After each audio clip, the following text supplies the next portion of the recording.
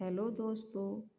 हिंदी साहित्य का इतिहास भक्तिकालीन साहित्य में आपका स्वागत है। हमने पढ़े थे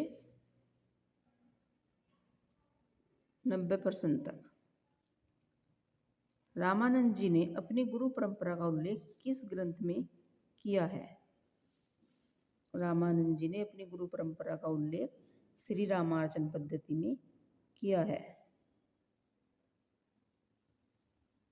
भक्तमाल के रचयिता कौन है? तो भक्तमाल के रचयिता नाभादास जी हैं। राम रक्षा स्रोत के रचयिता कौन है? राम रक्षा स्रोत के रचयिता रामानंद जी हैं। वैष्णव भक्ति के प्रतिष्ठापक आचार्य कौन है? वैष्णव भक्ति के प्रतिष्ठापक आचार्य रामानुजाचार्य हैं। 95 देखिए, किस आदि काव्य को राम कथा का मूल स्रोत माना जाता है? तो यह आपका वाल्मीकि रामायण को राम कथा का मूल स्रोत माना जाता है। अष्टयाम के रचनाकार कौन है? अष्टयाम के रचनाकार नाभादास हैं। अंगद पैज किस काव्य के रचनाकार कौन है? तो ईश्वरदास इसके रचनाकार हैं। तुलसी चरित रचना किसकी है? तुलसी चरित जो रचना है तुलसीदास जी के विषय में, यह रघुवर दास की है।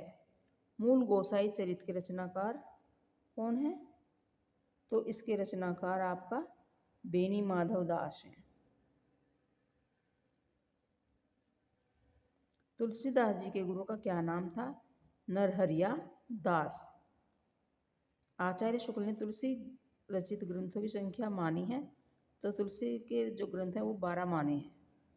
भारतवर्ष का लोकनायक वही हो सकता है जो समन्वय करने का अपार धैर्य लेकर आया हो। तुलसीदास के संदर्भ में उपरोक्त पंक्ति के रचनाकार कौन है? तो आपके हजारी प्रसाद द्विवेदी हैं।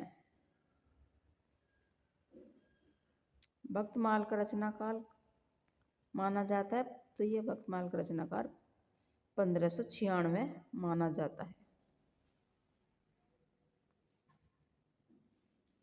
सुरतीय नृत्य सब चाहती असी होय पंक्ति के रचनाकार हैं, तो इस पंक्ति के रचनाकार तुलसीदास जी हैं। लाज न लागत आपको दोरे आहू साथ, दिग दिग ऐसे प्रेम को कहाँ कहूँ मैं नाथ। पंक्तियाँ किसकी हैं? ये पंक्तियाँ रत्नावली की हैं। रत्नावली तुलसीदास जी की पत्नी का नाम है। एक दिन प्रेम में विवल होकर ये अपनी पत्नी से उसके मायके में जाके मिले थे,